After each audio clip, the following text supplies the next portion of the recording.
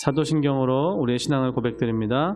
전능하사 천지를 만드신 하나님 아버지를 내가 믿사오며 그 외아들 우리 주 예수 그리스도를 믿사오니 이는 성령으로 잉태하사 동정녀 마리아에게 나시고 본디오 빌라도에게 고난을 받으사 십자가에 못 박혀 죽으시고 장사한 지 사흘 만에 죽은 자 가운데서 다시 살아나시며 하늘에 오르사 전능하신 하나님 우편에 앉아 계시다가 저리로서 산자와 죽은 자를 심판하러 오시리라. 성령을 믿사오며 거룩한 공회와 성도가 서로 교통하는 것과 죄를 사하여 주시는 것과 몸이 다시 사는 것과 영원히 사는 것을 믿사옵나이다. 아멘. 찬송가 505장 찬양 드리겠습니다. 온 세상 위하여 나 복음 전하리. 만 백성 모두 나와서 주 말씀 들으라. 죄 중에 빠져서 헤매는 자들아, 주님의 음성 듣고서 너 구원받으라. 전하고 기도해 매일 증인 되리라. 세상 모든 사람 다 듣고 그 사랑 알도록 온 세상 위하여 이 복음 전하리. 저 죄인 회개하고서 주 예수 믿으라. 이 세상 구하려 주 돌아가신 것 나 증거하지 않으면 그 사랑 모르리. 전하고 기도해 매일 증인 되리라. 세상 모든 사람 다 듣고 그 사랑 알도록 온 세상 위하여 주 은혜 임하니. 주 예수 이름 힘입어 이 복음 전하자. 먼 곳에 나가서 전하지 못해도 나 어느 곳에 있든지 내 기도 힘쓰리. 전하고 기도해 매일 증인 되리라.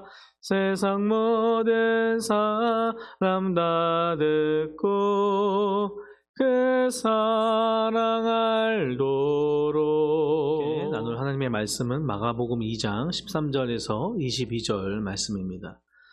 마가복음 2장 13절에서 22절 말씀 다 같이 합독하겠습니다.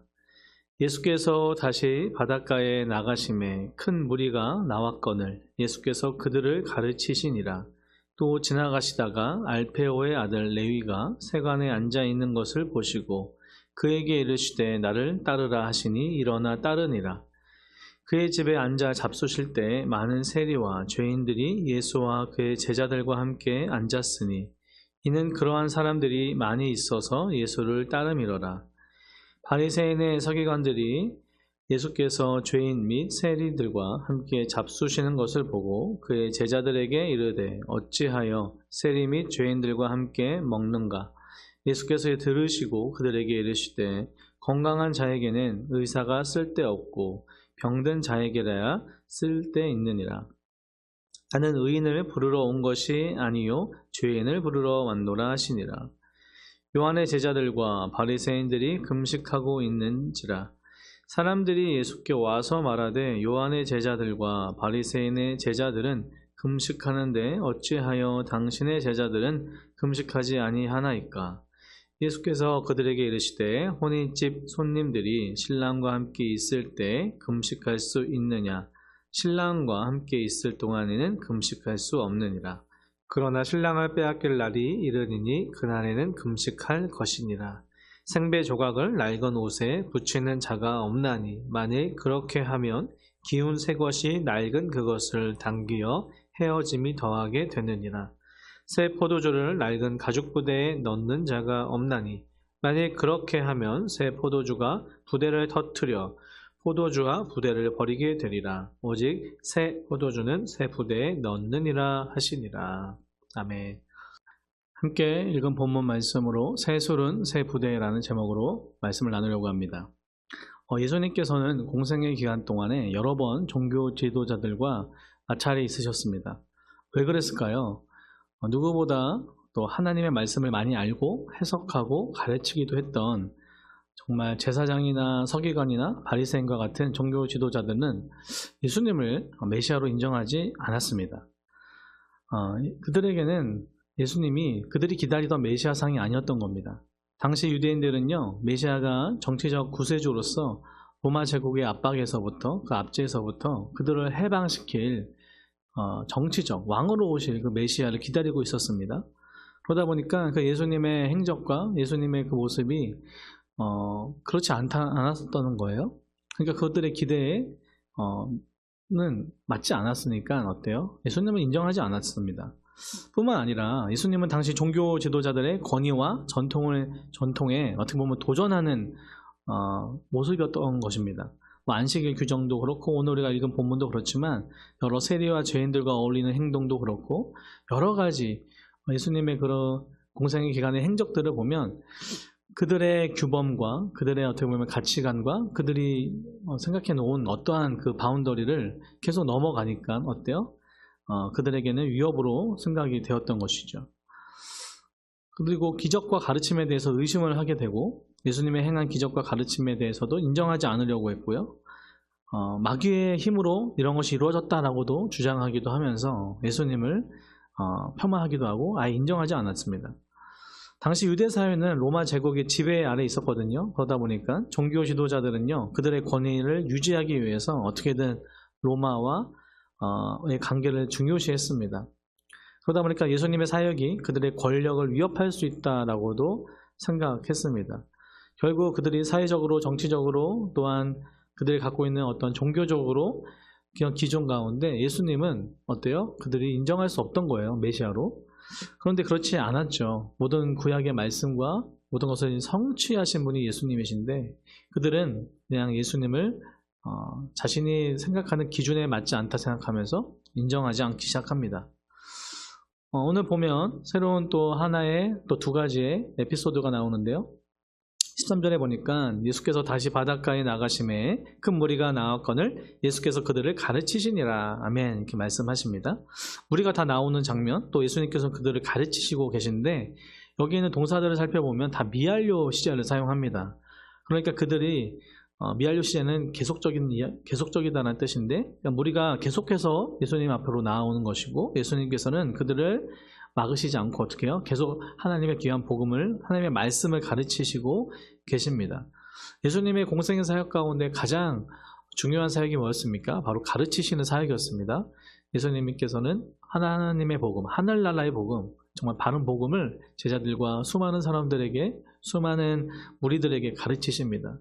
그들이 오해하고 있었던 그 율법과 그런 말씀을 예수님께서는 바르게 가르치셨던 바로 그런 장면들이라 할 수 있습니다. 14절에 보면요, 또 알페오의 아들 레위가 누굽니까? 바로 우리가 아는 마태복음을 쓴 예수님의 제자 마태인데 마태를 부르시는 장면을 한 절에 걸쳐서 이야기합니다. 마태복음이나 다른 복음서에서는 좀 더 자세하게 나와 있죠. 예수님께서는 갈릴리 해변 지역에서 가르치심을 마치고 또 세간에 있는 또 그 레위를요 부르시는 장면을 말씀합니다. 레위가 세간에 앉아 있는 것을 보시고 아마 이 레위였던 마태는 사람들이 지나다니는 그곳에서 어떻게 보면 그곳에서 세금을 징수하는 역할을 했던 것 같습니다. 레위라는 이름은 그의 본명이라고 생각이 되고요. 마태라는 뜻은 하나님의 선물이라는 뜻인데 아마 사도명으로 여겨집니다. 당시엔 그 갈릴리의 지역의 분봉왕이었던 헤롯 안디바에 의해서 세리로 아마 고용이 된 것으로 여겨집니다. 그런데 이 세리라는 직업이 어때요? 사람들에게 너무나 철저하게 경멸의 대상이었고 증오를 받는 죄인이라고 생각되었습니다. 왜 그러냐면 세리들은요 자신의 동족인 그 백성들의 피와 같은 돈을 그 세금을 다 자신들이 착복하면서 어떻게 보면 정말 동족의 피를 빨아먹는다고 생각을 했기 때문입니다. 실제로 그랬었고 그랬습니다. 일반적으로 로마 제국은요 모든 지방에 로마 정부 안에 관세 구역을 다 나눴습니다.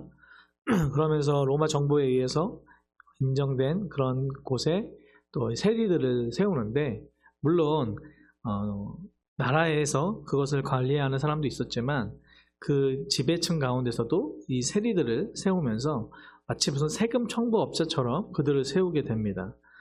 그들에게는 1년 동안 일정한 세금액을 정해서 로마에 바치기를 정해져 있었고 그렇다 보면 어때요? 그 세리들은 그 이상을 착복하면서 동족의 돈을 착복하면서 자신의 배를, 자신의 주머니를 두둑하게 했던 것이죠. 그러다 보니까 어때요? 동족으로부터 너무나 많은 정말 죄인 취급을 당할 수밖에 없던 겁니다.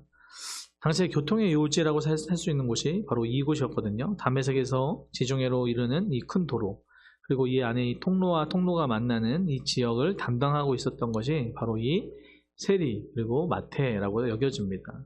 가버나움을 통해서 갈릴리 유대 지역에 들어갈 수 있는 바로 그곳, 어떻게 보면 교통의 요충지이기도 하고 그곳에 많은 돈을 벌 수 있었던 그곳에 있었던 사람이 바로 우리가 아는 마태입니다.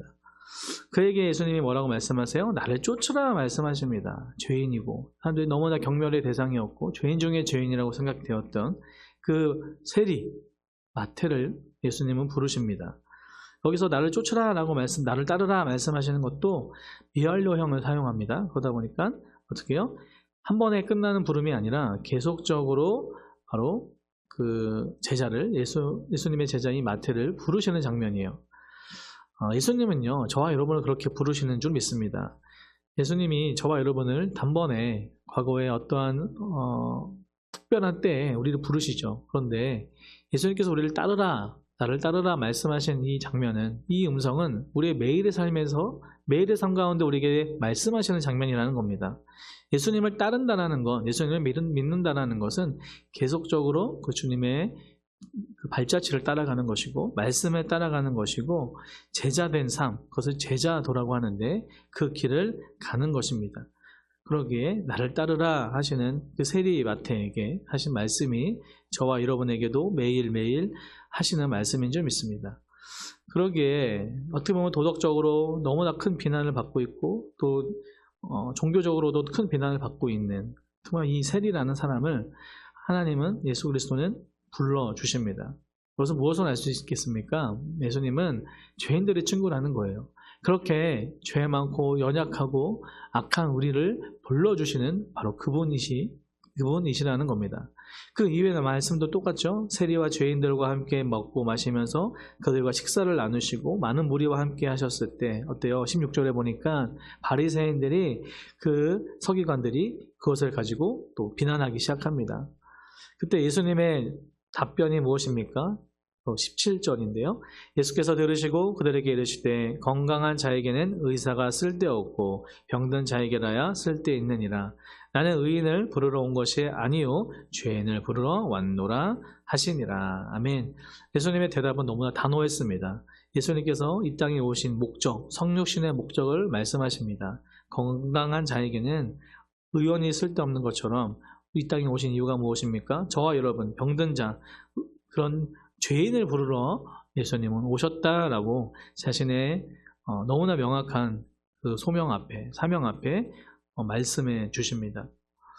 그렇다면 그것의 18절 이후에 보면 또 제자들이 금식에 대해서 이야기를 하죠. 제자들의 금식, 그리고 예수님과 함께 먹고 있는 그들에게 또 난감한 질문들을 합니다.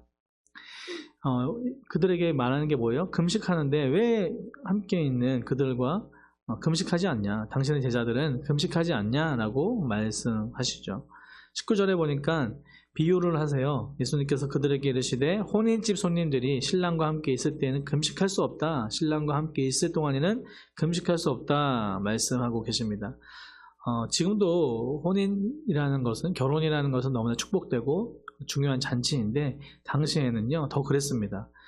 그들에게는 거의 일주일 정도의 긴 혼인 잔치의 시간이 있었습니다. 함께 먹고 마시며 혼인을 기뻐하고 축하하며 축복하는 그들에게 너무나 큰 잔치였던 겁니다. 그런데 신랑 되신 예수님께서 우리와 함께 하실 때는 금식할 수 없다. 그 축복과 복을 나누고 함께 그렇게 해야 된다라고 말씀하고 있습니다. 그래서 비유인데 우리의 삶이 그런 삶입니다. 예수님이 우리 신랑 되셔서 주님과 동행하는 우리 인생의 모든 과정은 어렵고 힘들고 고통스러운 삶이 아니라 정말 함께 축복과 은혜를 나누고 복된 삶인 줄 믿습니다. 그것을 모르는 많은 외부에 있는 이런 종교 지도자들이나 많은 당시에 금식을 중요하게 생각했던 그들의 율법주의적인 생각에서는 도저히 이해되지 않고 오히려 공격의 대상이었지만 진정한 구주 예수 그리스도가 오심으로 그들과 함께 있었던 많은 사람들에게는 정말 축복의 자리, 잔치의 자리였던 것이죠. 그러기에 예수님께서는 그들에게 신랑과 함께 있을 동안에 금식할 수 없다. 그런데 20절에 보니까요 어때요? 그날이 바로 십자가에 달려 돌아가신 그날을 또 슬며시 말씀하십니다. 신랑을 빼앗길 날이 이르리니 그날에는 금식할 것이니라. 예수님의 십자가의 고난과 순환을 말씀하고 있습니다. 그렇다면 모든 것을 마무리하면서 21절, 22절이 가장 중요하죠. 무엇이라 말씀합니까? 예수님의 비유입니다. 생배 조각을 낡은 옷에 묻힐 수 없다. 그렇게 하면 새 것이 이제는 헤어지게 되고 새 포도주, 새 술은 어떻게 해요? 낡은 가죽 부대가 아니라 새 술은 새 부대에 넣어야 된다라고 말씀하십니다. 이 뜻이 무엇입니까? 지금까지 우리가 계속 나누었던, 그리고 예수님의 공생의 기간에 나누었던 그 행적들 가운데 예수님은요 그들의 생각, 가치관, 그들의 기존에 갖고 있었던 율법주의적인 생각, 그들의 인간들이 만들어 놓은 그들의 기준과 어떤 바운더리에 예수님을 가둬놓으려고 했던 겁니다. 그래서 그것이 넘어가고 그것이 인정되지 않으니까 예수님이 인정하지 않았죠. 그렇지만 예수 그리스도의 이 귀한 복음은 새로운 복음입니다. 새로운 복음이라는 것은 그들이 갖고 있었던 이 가치관을 뛰어넘는, 인간의 생각과 모든 것을 뛰어넘는 하나님의 너무나 명확한 복음이라는 겁니다. 그러기에 어때요? 이 모든 가치관과 이런 모든 생각들, 우리의 어떠함을 내려놓고 다시 새 술이신 정말 새로운 복음, 정말 그들의 생각과 한계를 뛰어넘는 너무나 귀한 이 복음을 그들에게 전해주시면서 새 술은 새 부대에 넣어야 된다라고 말씀하십니다. 말씀을 좀 정리하면서 마치려고 합니다. 예수님은요 구약의 율법을 완성하셨습니다. 그리고 구원의 길을 제시하십니다. 물론 전혀 새로운 것이 아니라 이미 구약에서부터 예언되었던 하나님의 명확한 복음이었습니다. 그런데 이것을 잘못 해석하고 인간적인 중심적으로 그들의 율법 안에 가두은 이 복음은 새로운 율법주의와 또 새로운 인간 중심적인 신앙이 되었던 것이죠. 그런데 이제 예수님은 새로운 가르침, 아니 본질적인 가르침 앞에 다시 한번 새 부대에 넣어야 된다. 너의 생각과 낡은 생각, 너희의 가치관과 너희의 캐캐묵은 세상의 가치관을 내려놓고 다시 한번 말씀으로 나오라 말씀하십니다. 우리 삶의 자리에서 우리는 어떻습니까? 과연 나의 생각과 나의 기존의 하나님의 말씀을 또 예수 그리스도의 십자가의 은혜와 복음을 재단하고 있지는 않습니까? 다시 한번 이 말씀 가운데 다시 한번 우리의 생각들, 우리가 너무나 인본적이었고 세상적이었던 가치관들에 정말 쩔어 있었던 그런 우리의 악함을 내려놓는 저와 여러분들에게 간절히 소원합니다. 예수님께서 말씀하세요. 나를 따르라. 이 따름은 계속적인 예수님의 우리의 부르심인 줄 믿습니다. 매일의 삶 가운데, 말씀 가운데 예수님을 따라가는 정말 예수님이 찾으시는 예배자 또 제자 되는 저와 여러분 우리 능곡중앙교회 되기를 간절히 소원합니다. 기도하겠습니다. 사랑과 내가 풍성하신 하나님 아버지 말씀을 통해서 또 예수님의 그 가시는 길 가운데 예수님을 반대했던 수많은 사람들을 바라봅니다. 그들의 생각과 그들의 가치관과 그들의 기존 가운데 그 예수님을 재단하며 판단하며 인정하지 않았던 그런 모습이 때로는 우리의 모습이 아니었습니까? 하나님, 새솔은 새 부대에 넣어야 한다 말씀하신 하나님, 우리가 가지고 있던 이 헌 부대와 같은 우리 생각과 낡은 사고들과 세상의 가치관들을 내려놓고 다시 한번 주님의 말씀으로 새롭게 하여 주시고 우리 삶이 주님을 따라가는 매일매일 주님과 함께 동행하는 인생 되어지게 하나님 인도하여 주시옵소서. 감사드리며 이 모든 말씀 우리 주 예수님의 이름으로 기도 올려드립니다. 아멘. 하늘에 계신 우리 아버지여, 이름이 거룩히 여김을 받으시오며 나라의 임하옵시며 뜻이 하늘에서 이룬 것 같이 땅에서도 이루어지이다. 오늘날 우리에게 일용할 양식을 주옵시고 우리가 우리에게 죄 지은 자를 사하여 준 것 같이 우리 죄를 사하여 주옵시고 우리를 시험에 들게 하지 마옵시고 다만 악에서 구하옵소서. 대개의 나라와 권세와 영광이 아버지께 영원히 있사옵나이다. 아멘.